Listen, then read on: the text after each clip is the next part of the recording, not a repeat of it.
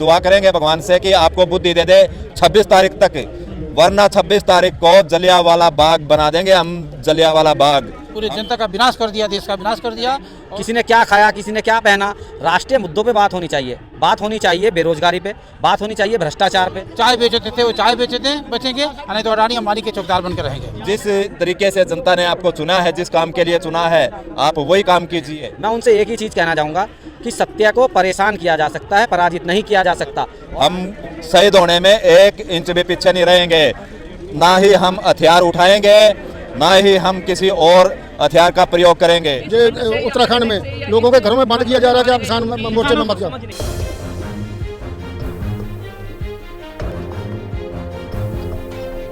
नमस्कार, आप देख रहे हैं नेशनल इंडिया न्यूज और इस समय मैं गाजीपुर बॉर्डर पर मौजूद हूँ।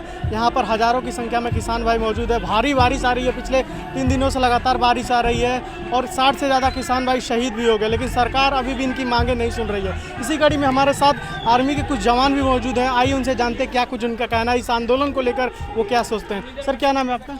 हरविंदर सिंह राणा, राष्ट्रीय प्रवक्ता एवं संयुक्त सचिव, वेटरन्स एसोसिएशन, पूर्व सैनिक, ऑल इंडिया। सर, जिस तरीके से लगातार किसानों की मौत हो रही है, किसान भाई शहीद भी हो रहे हैं, और जिस तरीके से 3 दिनों से लगातार दिल्ली में बारिश आ रही है, कड़ाके की ठंड है, इस ठंड की वजह से भी कुछ किसानों की मौत हो चुकी है, लेकिन सरकार अभी भी नहीं सुन रही है। एज ए आर्मी आप क्या सोचते हैं? जी, सबसे पहले तो मैं आपके चैनल के माध्यम से जिन किसानों की भी शहादत हुई है उनको मैं विनम्र श्रद्धांजलि देना चाहूँगा और सरकार से एक सवाल, सरकार को कहीं ना कहीं एक कटघरे में खड़ा करना चाहूँगा कि हमने घर गांव में आज तक ये देखा था कि अगर दुश्मन के घर भी जनाजा उठता है तो वहाँ भी हम दुश्मनी बुला के ज़रूर जाते हैं। और सरकार इतनी तानाशाह हो गई, इतनी घमंडी हो गई, इतनी अभिमानी हो गई कि इतने किसानों की शहादत हो गई और सरकार के सभी मंत्री मुंह में दही जमाए बैठे हैं। 2 शब्द भी श्रद्धांजलि के रूप में उन्होंने किसी न्यूज़ चैनल पे या कहीं भी उन्होंने नहीं दिए।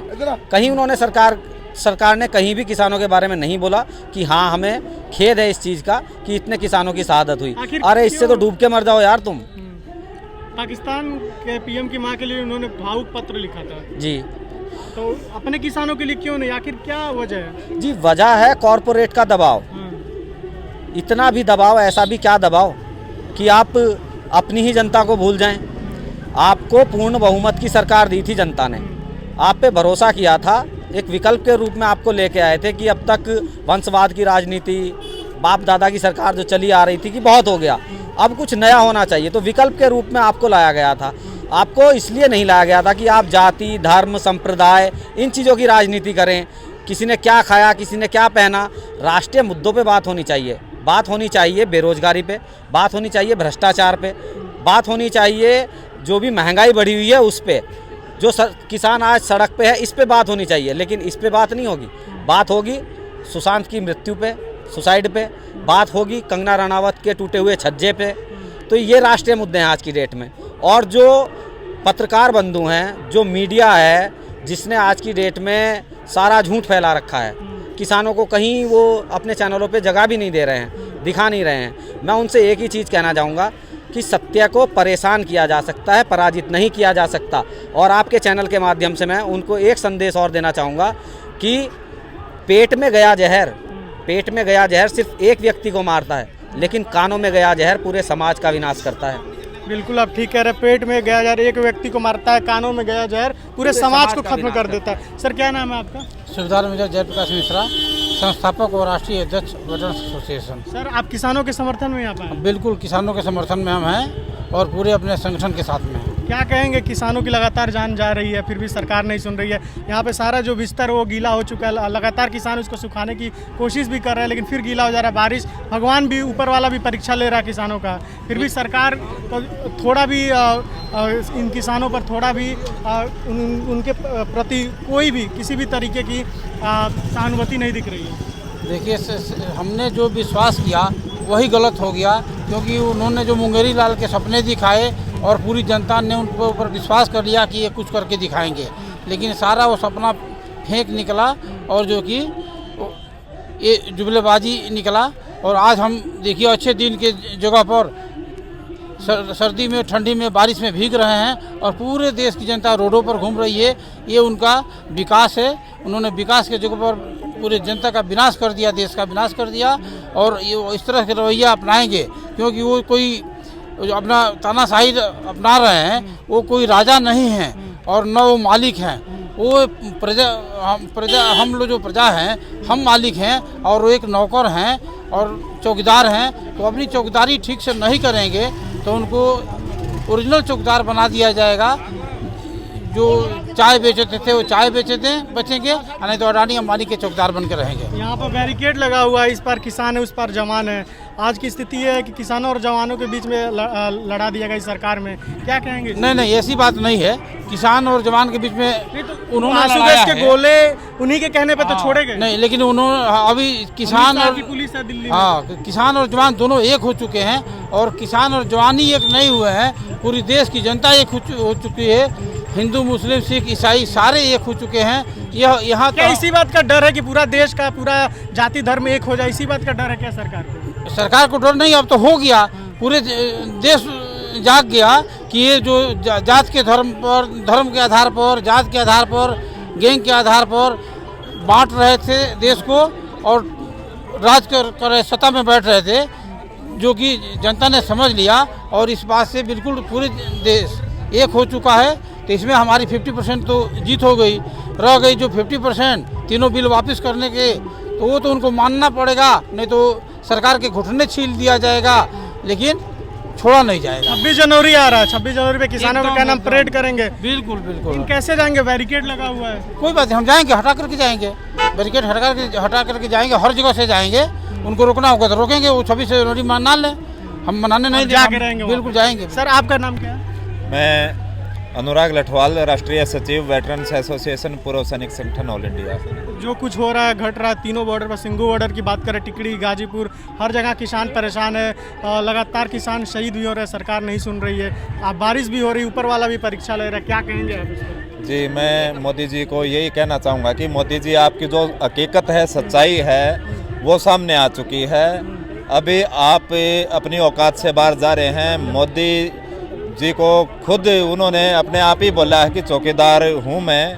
और रियलिटी में भी जितने भी देश के अंदर शासनिक प्रशासनिक ऑफिसर हैं, नेता हैं, ये जनता के नौकर ही होते हैं और जनता मालिक होती है। तो मैं मालिक के नाते मोदी को ये बोलता हूँ कि अपनी औकात के अंदर रहो। आप जितना दिमाग लड़ाने की कोशिश में हो, यहाँ पर इस बार ये शाहीन बाग वगैरह नहीं है कि आप ये सोच लोगे कि शाहीन बाग है और कम संख्या है बंदों की और हम यहाँ पे पुलिस फोर्स का, यहाँ पे देश का राष्ट्रवादी किसान जवान और पंजाब का सिख, जहाँ से देश के अंदर क्रांति शुरू होती है, वो असली चीज़ से मोदी आपका मुकाबला है। अगर आपकी अक्ल, भगवान, हम दुआ करेंगे भगवान से कि आपको बुद्धि दे दे 26 तारीख तक, वरना 26 तारीख को जलियांवाला बाग बना देंगे हम। जलियांवाला बाग, हम शहीद होने में 1 इंच भी पीछे नहीं रहेंगे। ना ही हम हथियार उठाएंगे, ना ही हम किसी और हथियार का प्रयोग करेंगे, लेकिन हमारे कदम आगे बढ़ते जाएंगे। और हमें पता है, आप अपनी दमनकारी नीति से, जैसे आपने रेवाड़ी में किया, हमारे सैकड़ों सिखों को टांगों में लठ मारे हैं उनको, और वाटर कैनन का भी प्रयोग हुआ है, और ये जो आंसू गैस का जो गोला है उससे भी हमारे जो किसान हैं इफेक्टिव हुए हैं। तो मैं आपको संगठन राष्ट्रीय सचिव होने के नाते, पूर्व सैनिक संगठन वेटरन्स एसोसिएशन का राष्ट्रीय सचिव होने के नाते आपको चेताना चाहता हूं कि जितनी सेना बॉर्डर के ऊपर है उससे 3 गुना पूर्व सैनिक मेरे संगठन के अंदर सक्रिय हैं, बिल्कुल एकदम घातक कमांडो, तीनों एयरफोर्स के, तीनों फोर्सों के। तो आप जिस तरीके से जनता ने आपको चुना है, जिस काम के लिए चुना है, आप वही काम कीजिए।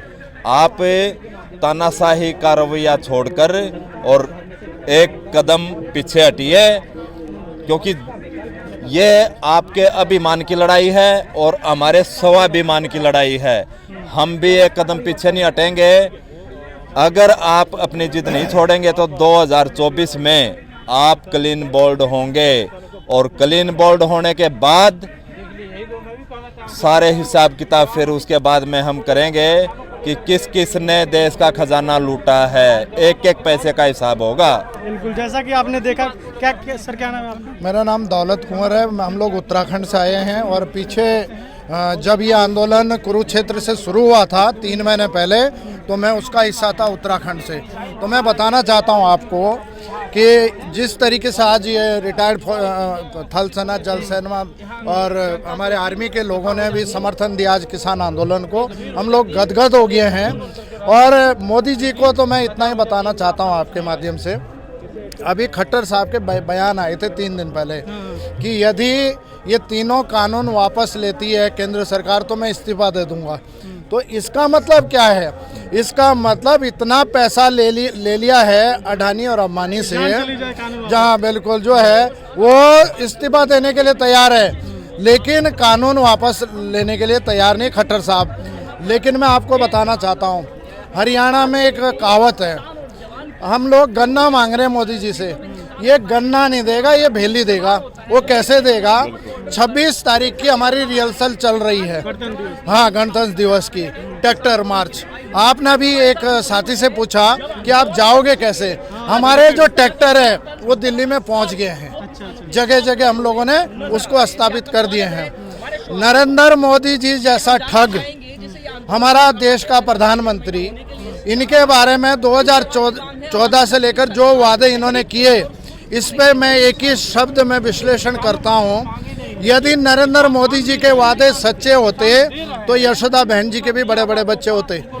इनके कोई वादे सच्चे नहीं है, कभी चौकीदार बन जाते हैं। अभी एक सोशल मीडिया में इनकी एक फोटो सेशन के, हाँ नहीं, फोटो चल रही है, हाँ, बंगाल के चुनाव है, रविन्द्रनाथ टैगोर बने हुए हैं। लेकिन एक तरफ अमरीश पुरी की फोटो लगा रखी है कि अमरीश पुरी ने भी इतने रोल नहीं किए फिल्मों में जितने मोदी जी ने किए हैं। बंदर के हाथ में बंदूक है, बंदर के हाथ में। तो मैं आपके चैनलों को धन्यवाद करता हूं कि आप लोग आ रहे हैं यहाँ पर, नहीं तो किसानों ने तो मन बना लिया है। हमारी जो बात रखेगा हम उसको धन्यवाद करेंगे, उस चैनल को, पोर्टल को। और जो बात नहीं करेगा, इस आंदोलन के बाद सबसे पहले गोदी मीडिया को दौड़ा कर मारेंगे हम। जी बिल्कुल, ये देख लेना, कोई शक नहीं होना चाहिए, क्योंकि इस देश के अंदर किसानों की साथ में जो अन्याय है, अब किसान वापस जाने वाला नहीं है। मोदी जी सुन लें ये बात को। ये जो आपने फिल्मों के जो सांसद है, तारीखों पर तारीख सनी देओल साहब को ये कह दिया कि आप बयान मत देना। सनी देओल जी को मेरा आपके चैनल के माध्यम से एक निवेदन है, यदि 2 दिन के अंदर उन्होंने वो तारीखों पे तारीख वालों पर अपना इस्तीफा नहीं दिया तो मैं आपको लिख के दे देता हूँ, वो पंजाब नहीं घुस सकते हैं जी। इसलिए सम्मानित साथियों, हमारे किसान जो है लाखों की संख्या में, अभी कितनी बड़ी मूसलाधार बारिश हुई है गाजीपुर बॉर्डर पर, कोई फर्क दिख रहा है आपको इस आंदोलन में? हौसला बढ़ रहा है। और कितने लोग आ रहे हैं, किस तरीके से आ रहे हैं, ये कह रहे कि जी आप जो है बॉर्डरों पर लगाओ और वहाँ रोको, वाटर कैनन और लाठी चार्ज करो। हम लोगों ने रणनीति बना दी, हमने कहा कि भैया टोपियाँ जो अपनी किसान आंदोलन की है वो जेब में रखो, बस में बैठ के आ जाओ, सीधे ISBT उतरो, वहाँ से पहुँच जाओ। क्यों बेकार में इनकी जो आर्मी है, फोर्स जो लगी हुई है, वो वहीं के वहीं रहेगी। इसलिए दोबारा से आपकी बात पर, उसी बात पे जो हमारा आंदोलन है, तब तक यहाँ से 1 इंच भी हटने वाला नहीं है जब तक मोदी जी ने हमारी बातों को नहीं माना। और मैं तो अपने जो पंजाब के हमारे साथी सिख समाज का धन्यवाद करता हूँ, जिन्होंने कि 5 बॉर्डरों पर किस तरीके से मोर्चा संभाला हुआ है। पहली बार मोदी जी का पाला सिख समाज से पड़ा है और सिख समाज को तो मैं नमन करता हूँ। सरदार भगत सिंह, सुखदेव, राजगुरु, शहीद चंद्रशेखर आज़ाद जैसे बेटों को जन्म दिया, ये इन्हीं किसानों ने दिया है। अब आमने सामने लड़ाने की कोशिश कर रहे थे मोदी जी, कि बाप को बेटे से लड़ा दो, बाप किसान और बेटा फौजी। अब जो है ये मामला इतना उछल चुका है कि पूरे दुनिया में जा रखा है। अब वो पिटवाने का काम भी नहीं कर पाएंगे, नहीं तो यहाँ तो बहुत ज़्यादा विकराल रूप ले लेगा इस देश के अंदर।